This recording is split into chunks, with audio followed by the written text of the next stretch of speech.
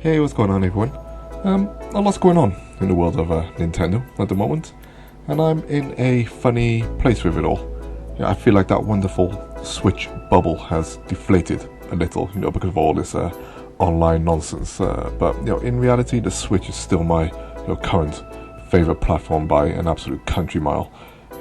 Nintendo have confirmed that cloud saves won't expire immediately, something that was reported falsely. And myself and many others, use that to blast Nintendo, further.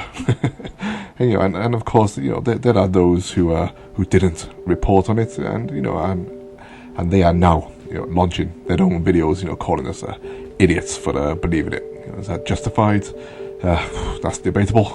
Does it repair Nintendo's online offerings? Not in the slightest. Lesson learned from now, I guess. I have no issues with being wrong sometimes, it happens to everyone.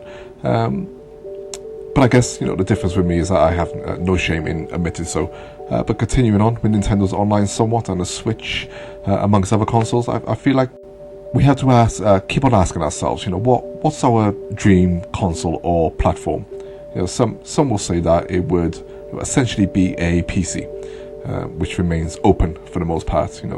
If technological advances, permits it, your game's library can still be played no matter what the new graphics card or CPU are that you plug in, at the time as time goes on.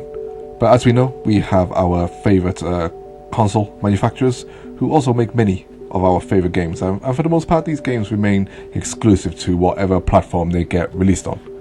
Well, all that changed as games that were on previous platforms started to get ported over to future platforms. This isn't anything new, of course. We've been doing this since gaming started. Essentially, many game developers spend a lot of time making their games, and also naturally want those games to be remembered and played beyond their platforms of birth. This happens in essentially every other entertainment medium to a certain degree.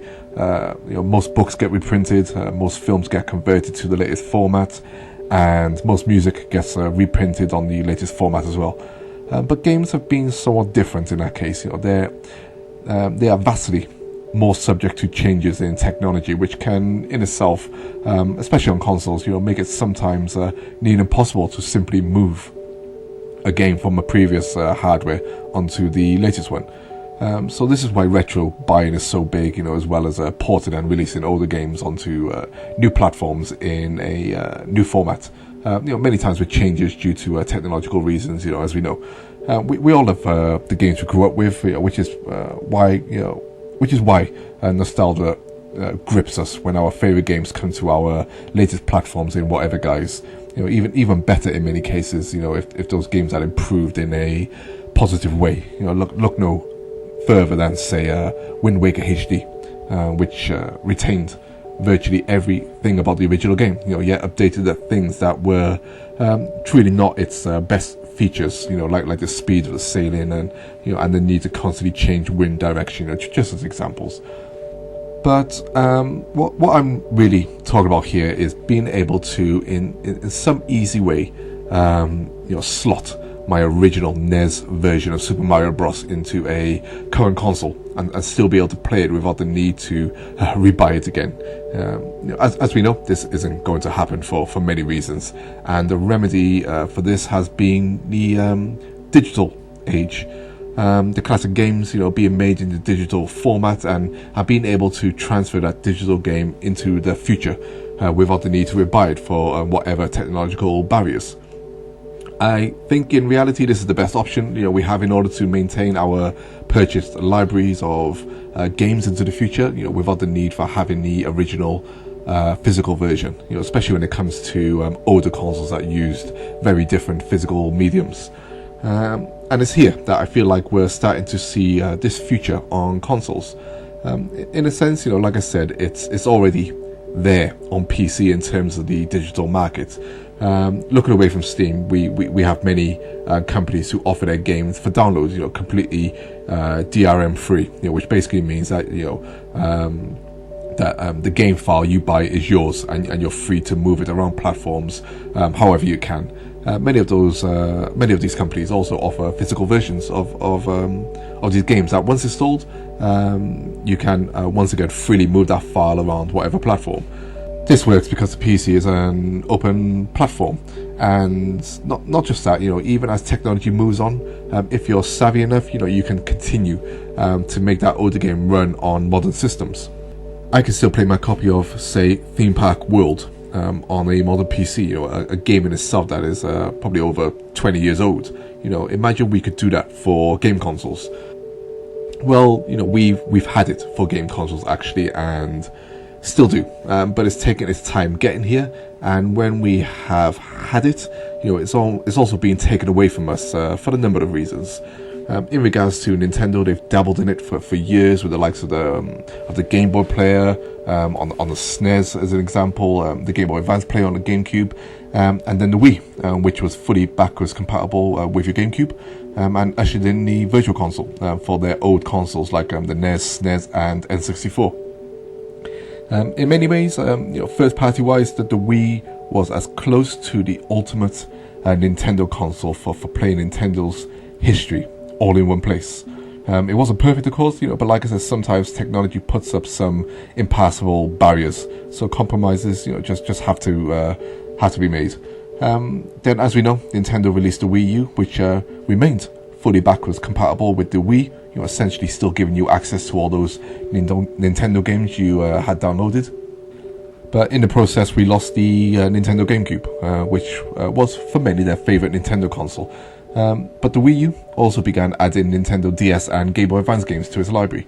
But Nintendo quickly gave up on that idea. Now, perhaps you can see that the layer of frustration that many of us have when it comes to the Nintendo Switch and its online, which currently has abandoned your entire history and has restarted back at the beginning, by offering you a new type of service with NES games, a nice one, but once again you have to pay again, essentially. Yeah, it's a small fee, yes, and I do prefer in some respects this subscription model, but the Switch has also become an isolated platform again. Essentially like a NES, which wasn't backwards compatible with anything for obvious reasons.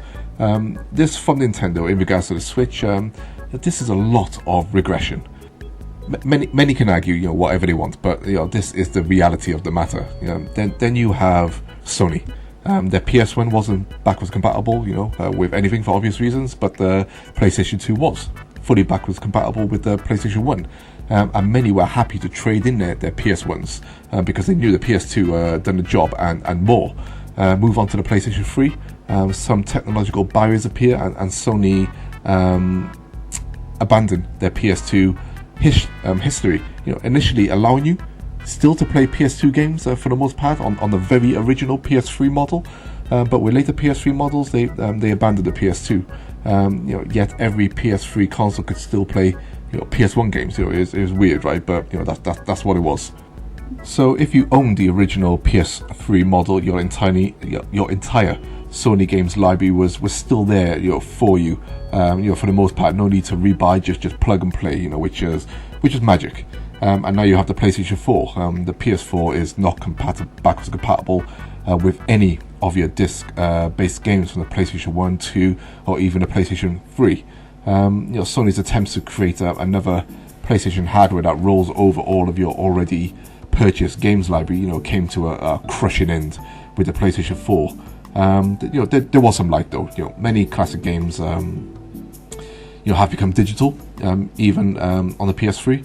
But there's still barriers, and many people are having to rebuy them, even though they had access to them on previous hardware. But much like Nintendo's efforts, there we have Microsoft, the youngest console manufacturer on the market, but a company whose history is rooted deep in the PC space, as we know.